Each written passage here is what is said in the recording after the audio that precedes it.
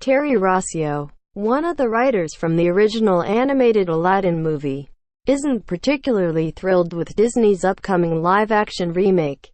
In recent years, the Mouse House's flagship Walt Disney Pictures production house has been busy remaking and reimagining iconic fairy tale stories, many of which they have already told in animation form throughout the 20th century.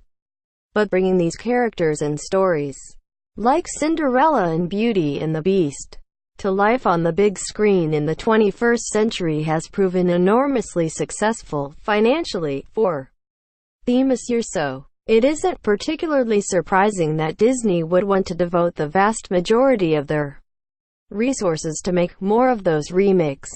Next year we'll see 3 major live-action remakes, not including adaptations of other children and/or young adult stories. Tim Burton's Dumbo, Guy Ritchie's Aladdin, and Jon Favreau's The Lion King, of which one of them, Aladdin, is currently making waves in the news for having released its first teaser trailer earlier this week. But not everyone is excited about the remake. Related, Disney's Aladdin teaser trailer reveals first look at live-action retelling shortly after the first Aladdin trailer released. Acclaimed screenwriter Terry Rossio, who is known for having written screenplays for some of the biggest movies of the 1990s and 2000s, including several for Disney, such as the Pirates of the Caribbean movies, is expressing a distaste for the sheer lack of recognition on Disney's part over the Aladdin movie, especially since the recent trailer uses dialogue that he co-wrote for the animated movie. It's absolutely worth noting that Rossio says Disney fulfilled their end of the bargain with regards to the original animated movie, but its recognition, as well as at least some form of compensation, regarding these live-action remakes, that's the issue at hand.